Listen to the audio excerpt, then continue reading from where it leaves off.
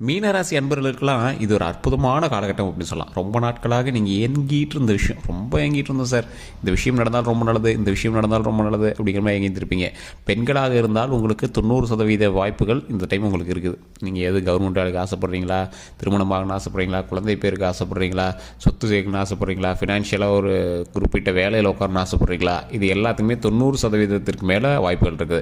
ஏன் சார் அந்த 10% கிடைக்கல அப்படின்னு கேட்டிங்கன்னா, உங்களுடைய தசாபுத்தியை செக் பண்ணணும். அதாவது உங்களுடைய பிறந்த நேரம், பிறந்த ஊர், உங்களுடைய பிறந்த தேதி, இது 3 இருந்துச்சு அப்படின்னா உங்களுடைய தசாபுத்தி என்ன இருக்குது, உங்களுடைய அமைப்புகள் எப்படி இருக்குது, உங்களுடைய கட்டங்கள் எப்படி இருக்குது அப்படிங்கிறத பார்த்து கால்குலேட் பண்ணி சொல்ல முடியும்.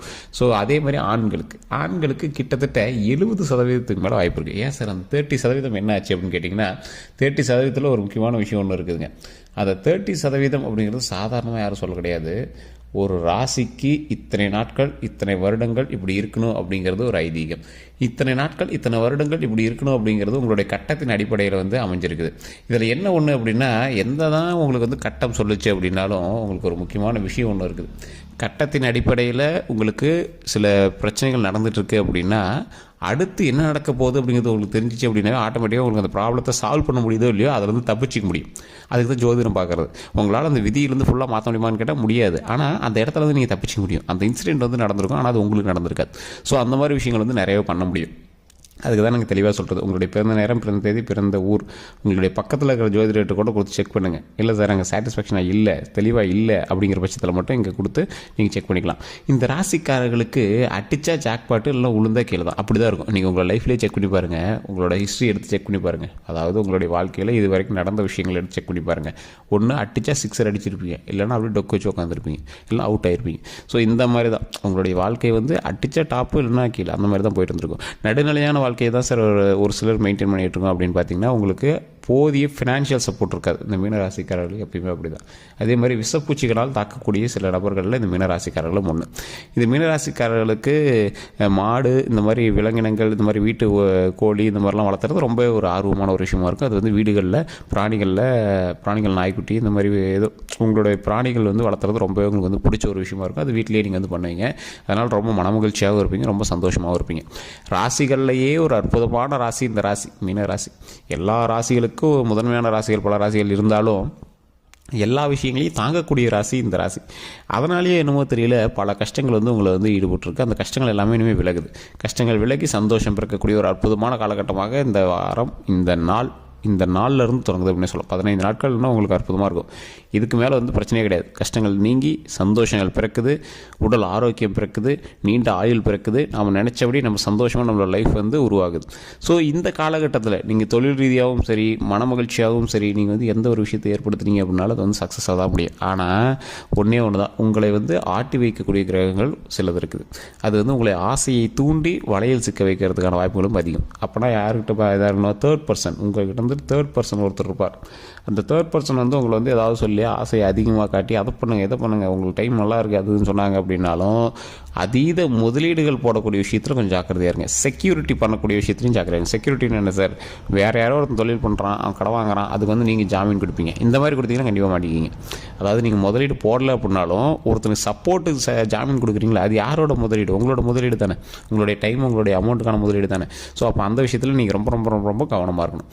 அப்படி பண்ணும்போது நீங்கள் மாட்டினீங்க அப்படின்னா நீங்கள் ரிட்டர்ன் வர்றது கிட்டத்தட்ட 14 வருஷம் ஆகும். ஸோ இது நம்ம தெளிவாக சொல்லிடுறோம்.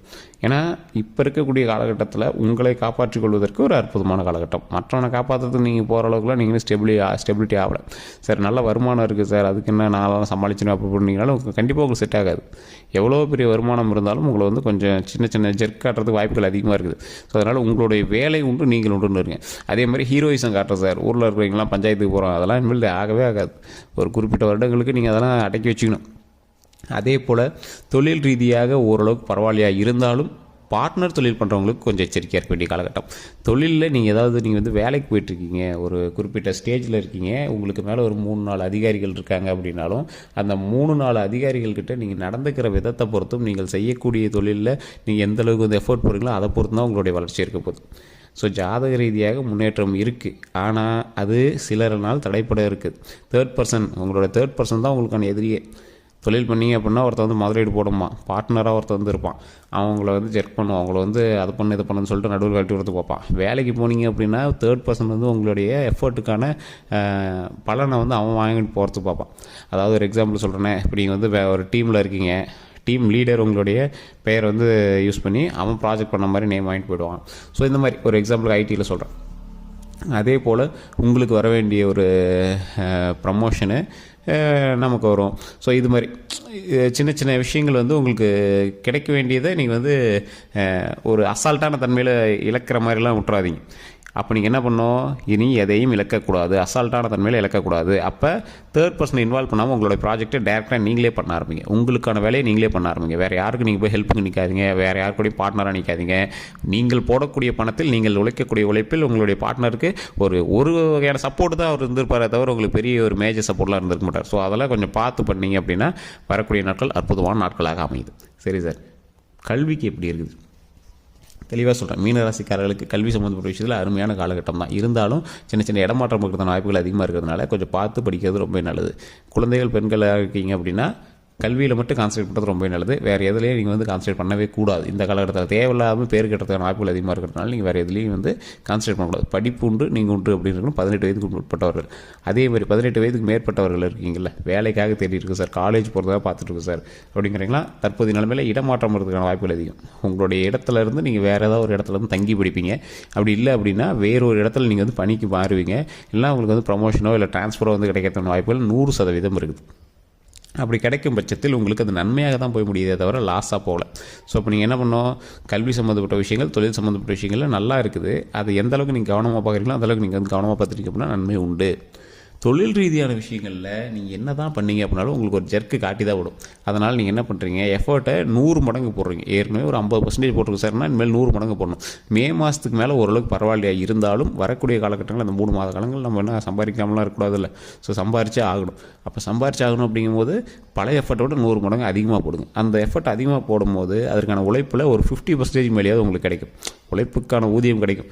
இப்போ ஒரு எக்ஸாம்பிளுக்கு நீங்கள் இந்தியாவில் வேலை பார்த்து வரக்கூடிய வருமானத்துக்கு வெளிநாட்டில் வேலை பார்த்து வரக்கூடிய வருமானத்துக்கு வித்தியாசம் இருக்குல்ல, அந்த மாதிரி இங்கே உங்களோட உழைப்புக்கான ஊதியம் வேறு, அந்த இடத்துல உங்களோட உழைப்புக்கான ஊதியம் வேறு.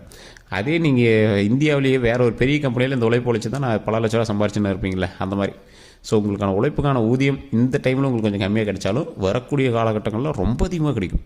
ஸோ அந்த மாதிரி தான் மீனராசிக்கு வந்து கட்டங்களே அமைஞ்சிருக்குது. அதை வந்து ஃபஸ்ட்டு தெரிஞ்சுக்கணும். உங்களுடைய தசாபுத்தி எப்படி இருக்குது அப்படின்னு தெரிஞ்சுக்கணும். உடல் ரீதியான விஷயங்களில் மட்டும் நீங்கள் எச்சரிக்கையாக இருங்க மீனராசி. இதுதான் முன்னாடியே சொல்லணும்னு நினச்சேன். உடல் ரீதியான விஷயத்தில் ரொம்ப ரொம்ப எச்சரிக்கையாக இருக்கக்கூடிய ஒரு காலகட்டம். ஸோ உடல் ரீதியான விஷயங்கள் ஒவ்வொருத்தருக்கும் என்ன பண்ணுதுன்னே தெரியல சார் அப்படின்னு சொல்லிட்டு இருப்பீங்க. அதாவது இந்த டைம் எப்படி பண்ணுதுன்னு தெரியல, என்ன பண்ணுதுன்னு தெரியல அப்படிங்க. உடல்னால் ஆரோக்கியமாக இருக்கும், ஒன்றும் பிரச்சனைலாம் கிடையாது. நீட்டான உடல் ஆரோக்கியம், நீண்ட ஆயுள் உண்டு. அதனால் நீங்கள் கவலைப்பட தேவையில்லை. இருந்தாலும் சார் அங்கே கொடை சார் இங்கே கொடை சார்னு இருப்பீங்களே, என்ன பண்ணே தெரியல சார், டாக்டர் போய் கேட்டால் எதுனே தெரிலங்கிறாங்க அப்படிங்க.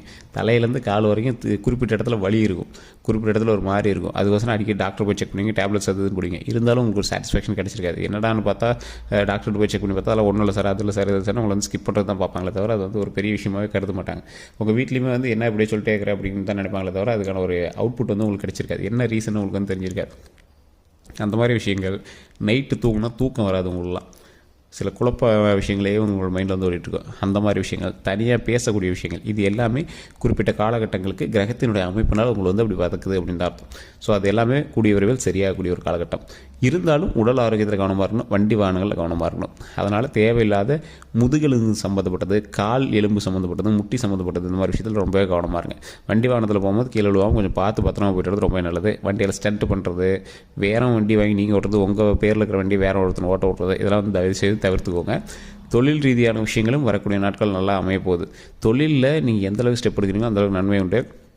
ஸோ அதனால் தொழிலை மட்டும் கொஞ்சம் பார்த்து பொறுமையாக பண்ணுங்கள். இந்த ராசிக்காரர்களுக்கு எப்பேற்பட்ட வருமானம் வரும் அப்படின்னா, நீங்கள் எதிர்பார்க்காத அளவுக்கு வருமானங்கள் வரக்கூடிய காலகட்டங்கள் வரப்போகுது. அந்த எதிர்பார்க்காத அளவுக்கு அதீத வருமானம் வரக்கூடிய அளவுக்கு உங்களுடைய உழைப்பு இருந்தால் மட்டும்தான் கிடைக்கும். ஸோ அப்போ உங்கள் உழைப்பை 100 மடங்கு எஃபர்ட் போடுங்க, அதுக்கான அவுட்புட் கண்டிப்பாக கிடைக்கும். நீங்கள் கண்டிப்பாக வணங்க வேண்டிய தெய்வம் எப்போவுமே ஒரு நிறைய பேருக்கு தெரியாத ஒரு விஷயம், மனித உருவில் இருக்கக்கூடிய கடவுளுக்கு பவர் இருக்குது, கண்டிப்பாக பவர் இருக்குது. அதுவே மனித உருவும் அதோடு விலங்கு உருவம், அதாவது 2 வகையான உயிர் சம்மந்தப்பட்ட உருவங்கள் இருக்கக்கூடிய தெய்வங்களுக்கு ரொம்ப அதீத சக்தி. இப்போ எக்ஸாம்பிள் மீனராசியில் இருக்கீங்க, மச்சாவதாரம், பெருமாளுடைய மச்சாவதாரம் ரொம்ப அதிக பவர், நரசிம்மர் அவதாரம் ரொம்ப ரொம்ப பவர், வராகி அவதாரம் ரொம்ப பவர். இந்த மாதிரி உடலும் தலையும் வேறையாக இருக்கணும், இல்லை தலையும் உடலும் வேறையாக இருக்கணும். இந்த மாதிரி வந்து தெய்வங்கள் இருக்குது அப்படின்னா ரொம்பவே நல்லது. அந்த மாதிரி தெய்வங்கள் நீங்கள் வணங்குனீங்க, உங்களுக்குன்னு ஒரு ஆப்டான தெய்வங்கள் நீங்கள் பிடிச்சிட்டிங்க அப்படின்னா மீனராசிக்காரர்களுக்கு அற்புதமான காலகட்டம். நீர் சம்மந்தப்பட்ட கடவுள்கள், நீங்கள் எந்த கடவுள் வணங்கினாலும் சரி, நீர் சம்மந்தப்பட்ட கடவுள் வணங்கும் போது அதுக்கான அவுட்புட்டே வேறு மாதிரி இருக்கும். ஸோ இந்த மீனராசி அன்பர்கள் தயவு செய்து நீங்கள் வணங்கக்கூடிய தெய்வங்கள் 2 உயிர்களை கொண்ட தெய்வங்களாக, அதாவது உடலும் தலையும் வேறு வேறு இருக்கக்கூடிய தெய்வங்களாக வணங்கினா ரொம்ப பெரிய விஷயம். அதே மாதிரி மச்சாவதாரத்தில் இருக்கக்கூடிய பெருமாளை வணங்குனீங்க அப்படின்னா ரொம்ப ரொம்ப நல்லது. ஸோ இந்த ராசிக்காரர்கள் கண்டிப்பாக அதை செய்யுங்க. ஒரு 10 பேருக்காவது மாதத்தில் ஒரு டைம் அன்னதானம் பண்ணுங்கள், அது ரொம்பவே நல்லது. இதை விட உங்களுக்கு நன்மைகள் அப்படின்னா வரக்கூடிய காலகட்டம் எப்படி இருக்குது அப்படின்னு பார்க்கணும் அப்படின்னா உங்களுடைய பிறந்த தேதி, பிறந்த நேரம், பிறந்த ஊர், உங்களுடைய ஜாதகத்தை கொடுத்தீங்க அப்படின்னா ஆட்டோமேட்டிக்காக சொல்லிடுவோம். கீழே டிஸ்கிரிப்ஷன் நம்பர் கொடுத்துருக்கேன், ஸ்கிரீன் நம்பரோடு இருக்குது, அந்த நம்பருக்கு ஃபோன் பண்ணி நீங்கள் வந்து பேசுகிறீங்க.